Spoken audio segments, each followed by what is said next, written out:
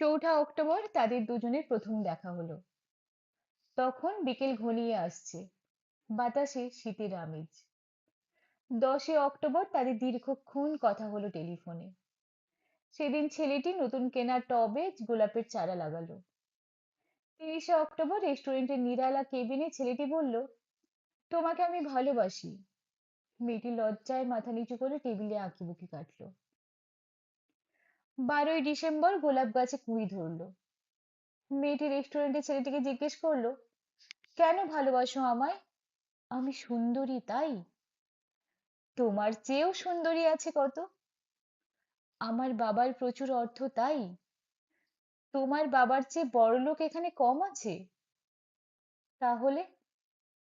ভালোবাসি ভালোবাসি, তার আবার কারণ হয় নাকি? মেয়েটি বাড়ি ফিরে বন্ধুদের টেলিফোনে অনেক আলোচনা করলো। সবাই এক বাক্যে বুঝিয়ে দিল, ভালো যখন বাসে তখন একটা কিছু কারণ তো আছে বটেই। সেটা না বুঝে বেশি अनजाने रास्ते